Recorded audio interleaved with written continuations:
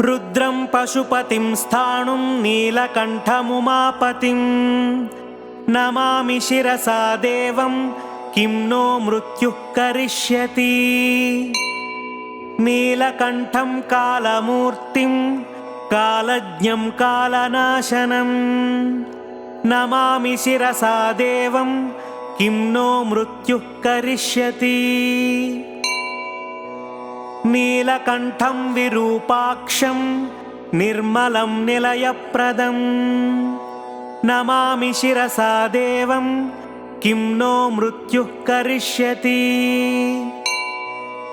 वामदेवं महादेवं लोकनाथं जगद्गुरुं नमामि शिरसा देवं किं नो मृत्युः करिष्यति। देवदेवं जगन्नाथं देवेशं वृषभध्वजं नमामि शिरसा देवं किं नो मृत्युः करिष्यति। गंगाधरं महादेवं सर्वाभरणभूषितं नमामि शिरसा देवं किं नो मृत्युः करिष्यति। त्र्यक्षं चतुर्भुजं शान्तं जटामकुटधारिणं नमामि शिरसा देवं किं नो मृत्युः करिष्यति। भस्मोद्धूलितसर्वाङ्गं नागाभरणभूषितं नमामि शिरसा देवं किं नो मृत्युः करिष्यति।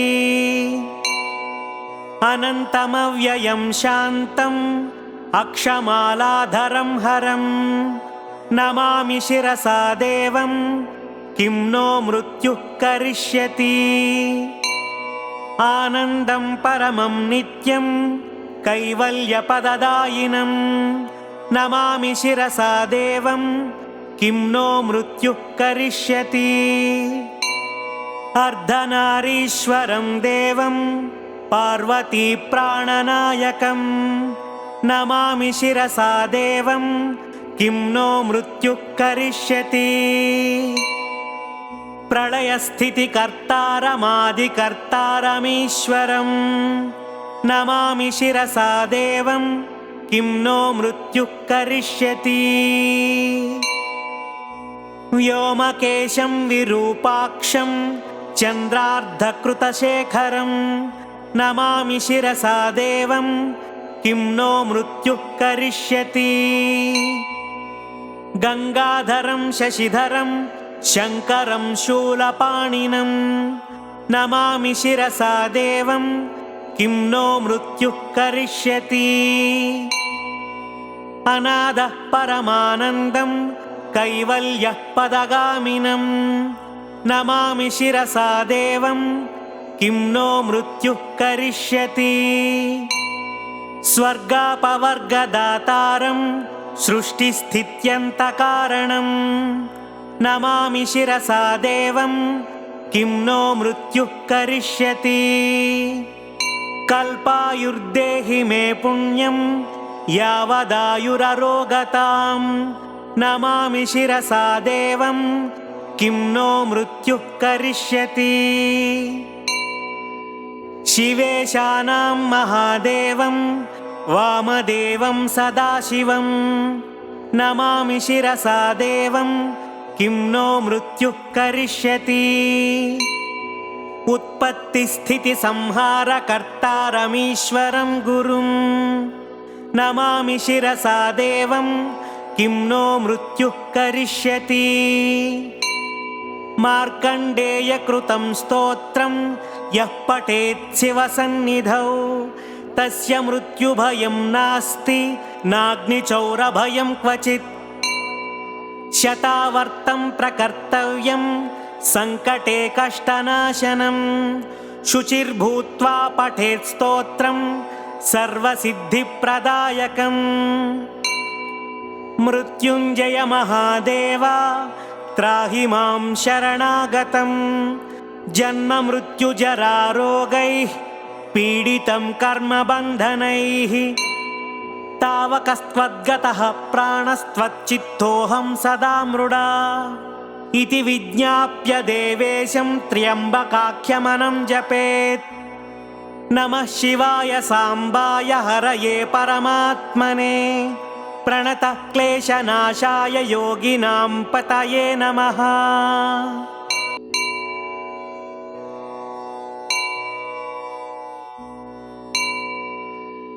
रुद्रं पशुपतिं स्थाणुं नीलकण्ठमुमापतिं नमामि शिरसा देवं किं नो मृत्युः करिष्यति।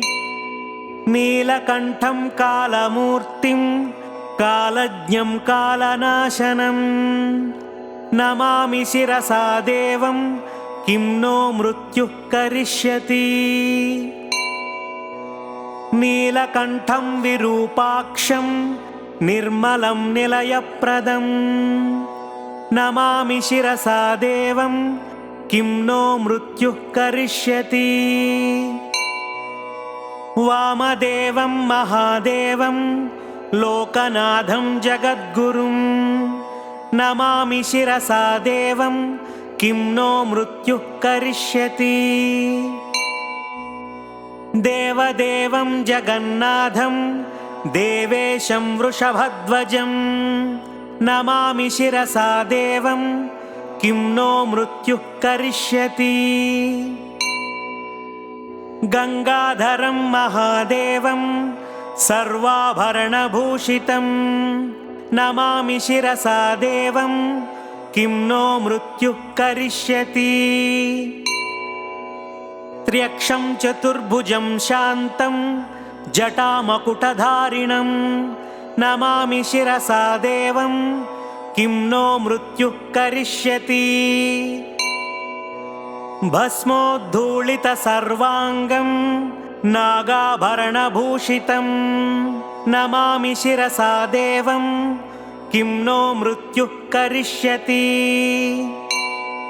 अनन्तमव्ययं शान्तम् अक्षमालाधरं हरं नमामि शिरसा देवं किं नो मृत्युः करिष्यति।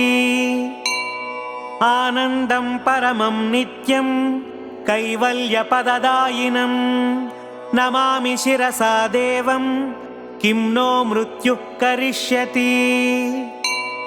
अर्धनारीश्वरं देवं पार्वती प्राणनायकं नमामि शिरसा देवं किं नो मृत्युः करिष्यति।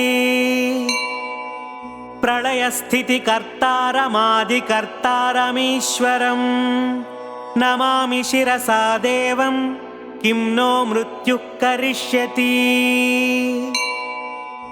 व्योमकेशं विरूपाक्षं चन्द्रार्धकृतशेखरं नमामि शिरसा देवं किं नो मृत्युः करिष्यति। गंगाधरं शशिधरं शङ्करं शूलपाणिनं नमामि शिरसा देवं किं नो मृत्युः करिष्यति। अनादः परमानन्दं कैवल्यः पदगामिनं नमामि शिरसा देवं किं नो मृत्युः करिष्यति। स्वर्गापवर्गदातारं सृष्टिस्थित्यन्तकारणं नमामि शिरसा देवं किं नो मृत्युः करिष्यति। कल्पायुर्देहि मे पुण्यं यावदायुररोगतां नमामि शिरसा देवं किं नो मृत्युः करिष्यति। शिवेशानां महादेवं वामदेवं सदाशिवं नमामि शिरसा देवं किं नो मृत्युः करिष्यति। उत्पत्तिस्थितिसंहारकर्तारमीश्वरं गुरुं नमामि शिरसा देवं किं नो मृत्युः करिष्यति।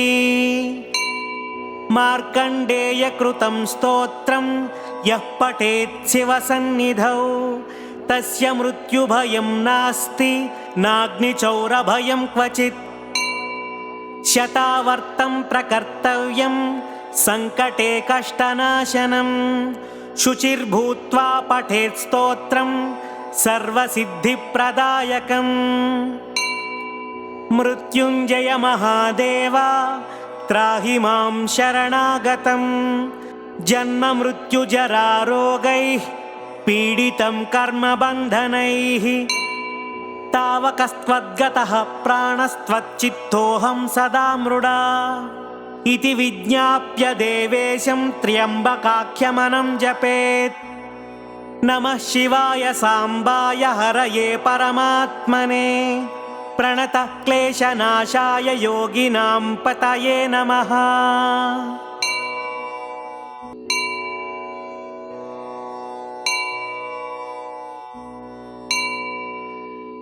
रुद्रं पशुपतिं स्थाणुं नीलकण्ठमुमापतिं नमामि शिरसा देवं किं नो मृत्युः करिष्यति नीलकण्ठं कालमूर्तिं कालज्ञं कालनाशनं नमामि शिरसा देवं किं नो मृत्युः करिष्यति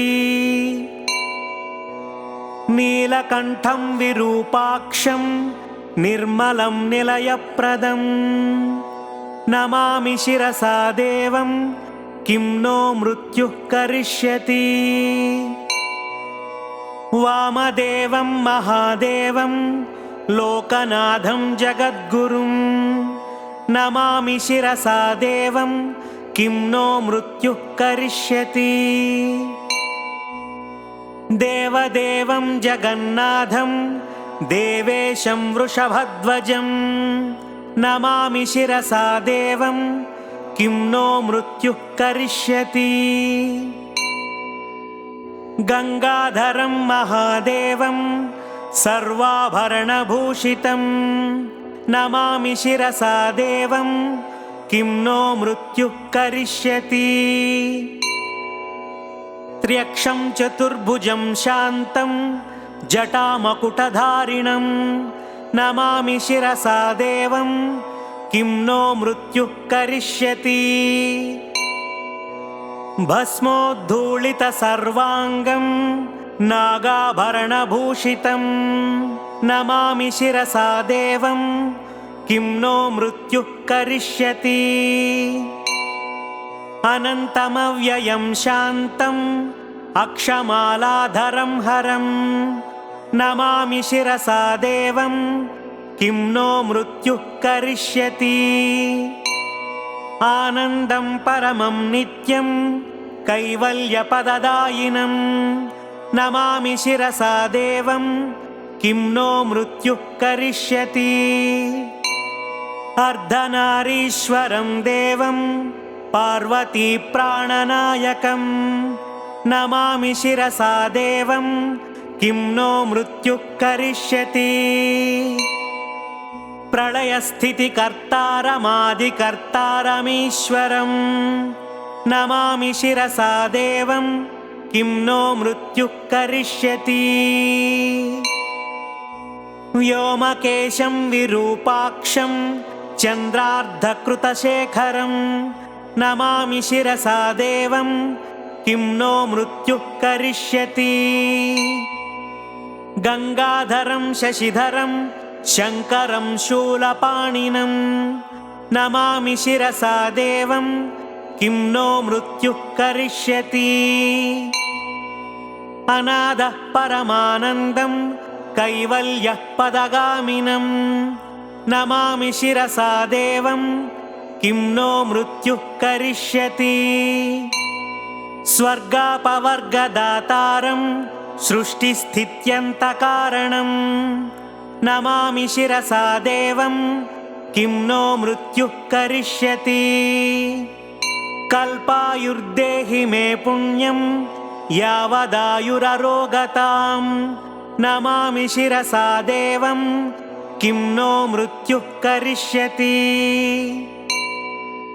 शिवेशानां महादेवं वामदेवं सदाशिवं नमामि शिरसा देवं किं नो मृत्युः करिष्यति उत्पत्तिस्थितिसंहारकर्तारमीश्वरं गुरुं नमामि शिरसा देवं किं नो मृत्युः करिष्यति। मार्कण्डेयकृतं स्तोत्रं यः पठेत् शिवसन्निधौ तस्य मृत्युभयं नास्ति नाग्निचौरभयं क्वचित्।